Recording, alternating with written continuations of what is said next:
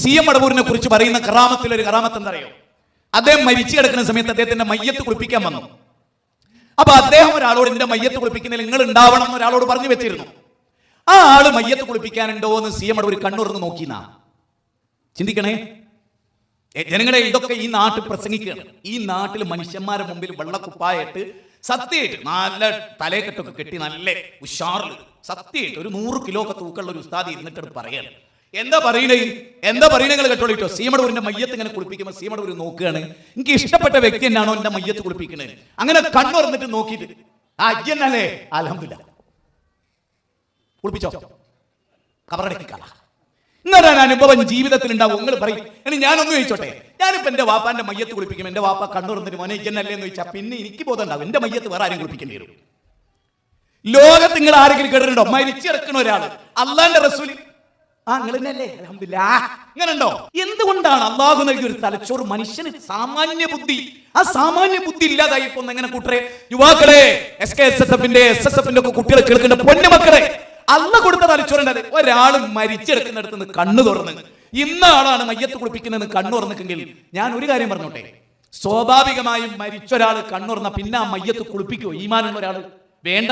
മനുഷ്യനോട് സ്നേഹമുള്ള ഒരാൾ എന്തായിരിക്കും ചെയ്യാ? അള്ളന്റെ ബഹോ ഇതാ മരിച്ചോലടങ്ങോ, എന്താണ് പ്രശ്നം എന്നോ ഒറ്റ കരച്ചിലും കൂക്കി വിളിയും ബഹളവും ഇങ്ങനെയല്ല ഉണ്ടാവുക.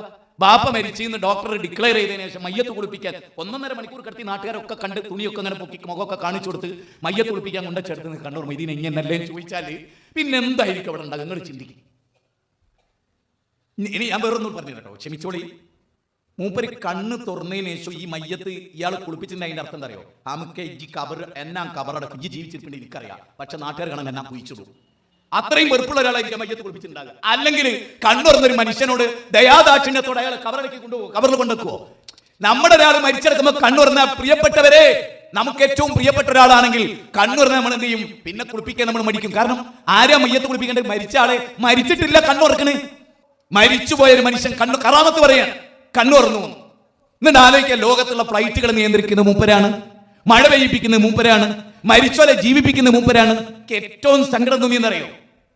ബീച്ച് ഹോസ്പിറ്റലിൽ, കോഴിക്കോട് ബീച്ച് ഹോസ്പിറ്റലിൽ മരിച്ച ഒരാളെ CM മടവൂര് ആംബുലൻസ് പാതി വഴി തടുത്തു നിർത്തി.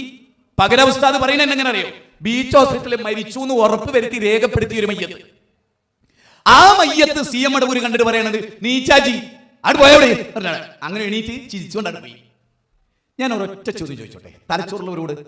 ബീച്ച് ഹോസ്പിറ്റൽ ഇന്ന് സ്ഥിതി ചെയ്യുന്നുണ്ട്. ഇത് എത്ര കൊല്ലം മുമ്പ്? 35 കൊല്ലം മുമ്പാണല്ലോ. ഈ 35 കൊല്ലം മുമ്പ് ഒരു സർക്കാർ ഹോസ്പിറ്റലിൽ മരണം രേഖപ്പെടുത്തിയിട്ടുണ്ടെങ്കിൽ ആ രേഖപ്പെടുത്തിയ റെക്കോർഡിൽ ഉണ്ടാവില്ലേ? ആ രേഖപ്പെടുത്തിയ ഒരാൾ ജീവിച്ചു എന്ന് പറഞ്ഞാൽ അത് ആ ഹോസ്പിറ്റലിൽ ചർച്ചയാവൂലേ? അത് അന്നത്തെ പത്രത്തിലും ദൂരദർശനിലും അത് ചർച്ചയാവൂലേ? പക്ഷെ ഭാഗ്യക്കെടുന്ന മൊയ്ലിയന്മാർക്ക് മാത്രമേ അത് അറിയൂ. വേറെ അവിടെ ഈ മയ്യത്ത് നോക്കിയ ഡോക്ടർ, മുസ്ലിമായ ഡോക്ടർക്ക് ഈ വിവരം അറിയില്ല. ആർക്കും അറിയില്ല. പൊന്നാര സുന്നികളെ, ഈ 2 കാലം നടക്കുന്ന നിങ്ങളോട് ഞാൻ ചോദിക്കണം, നിങ്ങൾക്ക് തലച്ചോറുണ്ടെങ്കിൽ നിങ്ങൾ എന്റെ കൂടെ ബീച്ച് ഹോസ്പിറ്റലിലേക്ക് വരും. ഞാൻ കോഴിക്കോടേക്കാ പോകുന്നത്, നിങ്ങൾ എന്റെ കൂടെ ബീച്ച് ഹോസ്പിറ്റലിലേക്ക് വരും. ഇങ്ങനെ ഒരു സംഭവം മെഡിക്കൽ കോളേജിൽ നിന്ന് ഉണ്ടായി എന്നാ പറയുന്നത്. കോഴിക്കോട് ഇതൊക്കെ പറയുന്നത് പകര അൽസരി എന്ന് പറയുന്ന വലിയാരാണ്, ഇന്നും ജീവിച്ചിരിപ്പുണ്ട്. മെഡിക്കൽ കോളേജിൽ ഏത് റിപ്പോർട്ടിലാണ് അതുള്ളത്? നിങ്ങൾ നോക്ക്. ഞാൻ ഇതൊക്കെ പോട്ടെ, ഒരു കുട്ടി മരിച്ചപ്പോ അവനെ ജീവിപ്പിച്ചു വിട്ടു. എന്റെ സുഹൃത്തുക്കളെ, ലോകത്ത് അള്ളാഹുവിന് ഏറ്റവും പ്രിയമുള്ള നബി ആരാ? മുത്തുനബീനെ നാട്ടുകാരെ വിളിച്ച എന്തിനറിയോ? എന്താണെന്നറിയോ? വാലറ്റവൻ. ശരിക്കും ചിന്തിച്ചോളി. ഈ മുള്ളംപാറയിൽ ഈ സംഭവം നേരം എടുത്തിട്ടില്ലെങ്കിൽ ഇനി നിങ്ങളോട് പറയാൻ ഇത് പറയാൻ വേറൊരാൾ വരും ഞാൻ വിചാരിക്കുന്നില്ല. നിങ്ങൾ ആലോചിച്ചൊക്കെ, ലോകത്തിന്റെ കാരുണ്യവാനായ തിരുദൂതർ, അള്ളാഹുവിന് ഏറ്റവും ഇഷ്ടപ്പെട്ട തിരുദൂതർ, ആ തിരുദൂതരുടെ 6 മക്കൾ മരിച്ചിട്ട് ശത്രുക്കൾ മുഴുവനും വാലറ്റവൻ എന്ന് വിമർശിച്ചിട്ട്, വാലറ്റവൻ തലമുറകളില്ലാത്തവൻ എന്ന് വിമർശിച്ചിട്ട് ഒരു കുട്ടിയെ മരിച്ചിറക്കുന്നിടത്ത് ജീവിപ്പിക്കാൻ അള്ളാന്റെ റസൂലിന് കഴിഞ്ഞോ? ചിന്തിക്ക്. വാലറ്റവൻ എന്ന് വിമർശിക്കപ്പെട്ടിട്ടും വേദനിച്ചിട്ടും ദുഃഖിച്ചിട്ടും ഗദ്ഗത കണ്ടനായിട്ടും ഇബ്രാഹിമിന്റെ മരണത്തിൽ വാവിട്ട് കരഞ്ഞിട്ടും ആ റസൂലിന് മരിച്ച ഒരു മോളെ ജീവിപ്പിക്കാൻ കഴിഞ്ഞോ? സ്വന്തം മോനെ മരിക്കാൻ കിടക്കുന്നു എന്നുള്ള വിവരം കിട്ടിയപ്പോ ഞാൻ അള്ളാഹിനോട് ദുആ ചെയ്യുന്നുണ്ടെന്ന് എന്റെ മോളോട് പറ. മരിച്ചതിന് ശേഷം ആ മോനെ ചെന്ന് കണ്ടിട്ട് അവിടുന്ന് വിതിമ്പിക്കരയാണ് റസൂല്. സ്വന്തം മോളെ കുഞ്ഞ് മരിച്ചിറക്കുന്നത് കണ്ടിട്ട് ഞാൻ നബി വരുമ്പോ ശരിക്കും സമസ്തക്കാരെ പോലുള്ള ഒരു ടീമായിരുന്നു നബീന്റെ മക്കളെങ്കിൽ ബേജാറൊന്നും വേണ്ട, എണീച്ചാണി അവിടുന്ന് മുത്തുനബി പറയും. അങ്ങനെ എണീച്ചാട് പോകുന്നു പറഞ്ഞാൽ പോരെ? അല്ലെ? നിങ്ങൾ ആലോചിച്ച് നോക്ക്. ഇവർ പറയും, ഞാൻ പറയുന്നു ഇതൊരു പുതിയ മതമാണ്. സമസ്ത എന്നതൊരു പുതിയ മതമാണ്. ആദം നബി മുതൽ മുഹമ്മദ് നബി വരെയുള്ള ഒരു പ്രവാചകനും ഇങ്ങനൊരു മതസമൂഹത്തെ കണ്ടുമുട്ടിയിട്ടേ ഇല്ല. ജൂതന്മാരെ അവർ കണ്ടു, ക്രിസ്ത്യാനികൾ അവർ കണ്ടു, മജൂസികളെ കണ്ടു. സമസ്ത എന്ന ഒരു ലോകത്ത് തുല്യതയില്ലാത്തൊരു മതം, സത്യമായും സമാനതകളില്ലാത്തൊരു മതം, ഇത്ര ജീർണിച്ച വിശ്വാസമുള്ള ഒരു ജനത ആകാശത്തിന്റെ ചുട്ടിൽ വേറെ ഏതാണ്? എന്തെല്ലാം അന്ധവിശ്വാസങ്ങളാണ്. നോക്കൂ, നിങ്ങൾ ആലോചിച്ചു, ഒരു കള്ളുഷാപ്പ് നടത്തും ഒരു സ്ത്രീ, എന്നിട്ട് ആ സ്ത്രീ വന്നിട്ട് ഡൽഹിയിലെ ഒരു ഔലിയനോട്, ഇവർ പരിചയപ്പെടുത്തുന്ന ഒരു ഔലിയനോട് പറയാണ്, കള്ള് ഷാപ്പിൽ കസ്റ്റമർ കുറവാണ്. നിങ്ങൾ ചിന്തിക്കാൻ വേണ്ടി പറയുന്നത്, കള്ള് ഷാപ്പിൽ കസ്റ്റമർ കുറവാണ്. അപ്പൊ ആ ഷെയ്ഖ് ഒരു പേപ്പർ എഴുതി കൊടുത്തിട്ട് പറഞ്ഞു, കള്ള് ഷാപ്പിന്റെ മേലെ അവിടെ വെച്ചോ, ആ തിണ്ടിന്റെ മേലെ അവിടെ വെച്ചോ, ഇൻഷാ അല്ലാഹ് ഫലം ഉണ്ടാവും. ആര്? ഒരു വലിയ. എന്നിട്ട് ഈ സ്ത്രീ അവിടെ ചെന്ന് ഈ കടലാസ് അവിടെ എഴുതി വെച്ചു. പിറ്റേന്നത്തെ ആഴ്ച പാരിതോഷികവുമായി ഈ വലിയന്റെ അടുത്തേക്ക് ഈ സ്ത്രീ ചെല്ലുകയാണ്. എന്നിട്ട് ഈ വലിയ സ്ത്രീനോട് ചോദിക്കണം, ഇപ്പൊ എങ്ങനെയുണ്ട്? അപ്പൊ അവര് പറയാണ്, കസ്റ്റമർ ഇങ്ങോട്ട് കൂടിയിട്ട് കള്ളുളമ്പാൻ നേരം കിട്ടുന്നില്ല. ആരെ കറാമത്തുണ്ട്? ഔല്യന്റെ കറാമത്തുണ്ട്, ഒരു വലിയന്റെ കറാമത്തുണ്ട്. ഇതാരാ പ്രസംഗിച്ചത്? EK സുന്നികളുടെ അല്ലെ, EK സുന്നികളുടെ അബ്ദുസ്സലാം ദാരിമി, ഞാൻ നേരത്തെ പറഞ്ഞ മനുഷ്യൻ. നിങ്ങൾ ആലോചിച്ചു, ഒരു വലിയന്റെ കറാമത്ത് എന്താണ്? ഒരു നാട്ടിൽ 1000 ആളുണ്ടായിരുന്നു എന്ന് വിചാരിക്കുക, 100 ആളെ അവിടെ കള്ളു പിടിച്ചിരുന്നുള്ളൂ. 100 ആളെ അവിടെ കള്ളുപിടിച്ചു. ഈ വലിയന്റെ അടുത്ത് ഈ പെണ്ണ് പോയപ്പോ 900 ആളും കള്ളുടിയന്മാരായി. എങ്ങനെയുണ്ട്? എന്തൊരു ഇസ്ലാമാണല്ലേ അത്? ഇത് പരസ്യമായിട്ട് കഴിഞ്ഞ് 2023 ഫെബ്രുവരി 5 നിങ്ങൾ അറിയണം, പട്ല എന്ന് പറയുന്ന സ്ഥലത്ത് ഹുസൈൻ സലഫിക്ക് മറുപടി പറഞ്ഞുകൊണ്ട് EK സുന്നികളുടെ പണ്ഡിതന്മാർ പ്രസംഗിച്ചതാണ്. നിങ്ങളുടെ ഉസ്താദ് പ്രസംഗിച്ചാണ്. നിങ്ങൾ ഔലിയാന്റെ കറാമത്ത് എന്താണ്? കള്ള് ഷാപ്പിൽ ആളുകളെ വർദ്ധിപ്പിച്ചു കൊടുക്കുക, തെമ്മാടിത്തത്തിന് കൂട്ടുക, നിസ്കാരം അല്ലാന്റെ പേരിൽ അല്ലാതെ നിർവഹിക്കുക. ഞാൻ ചോദിക്കുന്നു നിങ്ങളോട് ആത്മാർത്ഥമായി, നിങ്ങൾ പറയുന്നത് ഞങ്ങൾ കേട്ടുകൊണ്ട് ഞങ്ങൾ ചോദിക്കുകയാണ്, ഈ മതം ഏതാണ്? ഈ ദർശനം ഏതാണ്? ഈ സിദ്ധാന്തം ഏതാണ്?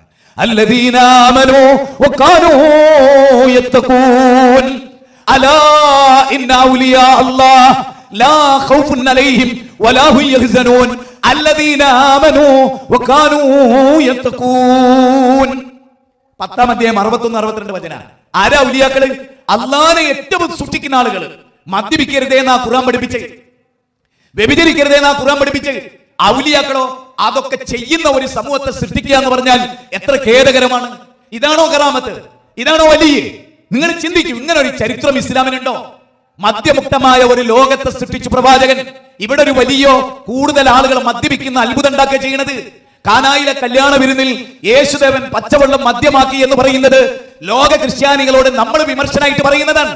തിരിച്ചുപ്പോ അവർ പറയുന്നതോ, ഡൽഹിയിലെ വലിയ 1000കണക്കിന് ആളുകളെ മദ്യപിക്കുന്നവരാക്കിയില്ലേ, ഈ കറാമത്തിനെ കുറിച്ച് നിങ്ങൾക്ക് എന്ത് പറയാനുണ്ട് എന്ന് സെബാസ്റ്റ്യൻ പുന്നക്കൽ ക്ലിപ്പിട്ട് ചോദിക്കുന്നു. അങ്ങനെ ചോദിക്കേണ്ട ഒരു ഘട്ടം നിങ്ങൾ ഉണ്ടാക്കി കൊടുക്കുന്നു. പറയൂ, യുക്തിവാദികൾ നിങ്ങളുടെ ക്ലിപ്പിടുന്നു. നിങ്ങൾ പറയൂ, ഈ മതപ്രബോധനം എന്താണ്? നിങ്ങൾ ഈ നിർവഹിക്കുന്ന മതപ്രബോധനം എന്താണ്? ലിയാഖത്ത് അലി ക്ലിപ്പിടുന്നു, ആരിഫ് ഹുസൈൻ എന്ന യുക്തിവാദി ക്ലിപ്പിടുന്നു. അവർ പ്രസംഗിക്കുന്നു, ഇതാ കള്ളിഷാപ്പിൽ ആളെ വർദ്ധിപ്പിക്കുന്ന കറാമത്ത്. പിന്നെ എന്തിന് നിങ്ങൾ മദ്യത്തിനെതിരെ പറയണം? ഇത് അബ്ദുസ്സലാം ദാരിമി ഇന്നും ജീവിച്ചിരിപ്പുണ്ട്. നിങ്ങൾ എന്ത് നടപടിയെടുത്തു? കാസർഗോഡ് ജില്ലയിലെ വലിയൊരു പള്ളിയിലെ ഖാദിയാണ് അയാൾ. ജിബ്രി മുത്തുക്കോയ തങ്ങളുടെ അനുയായിയാണ് അയാൾ. ആ കൂട്ടത്തിലെ പണ്ഡിതനാണ് അയാൾ. ഞാൻ പറയുന്നത് എന്തോര അബദ്ധമാണ് നമ്മുടെ വിശ്വാസത്തിലും സംസ്കാരത്തിലും ആചാരത്തിലും ഉള്ളത്.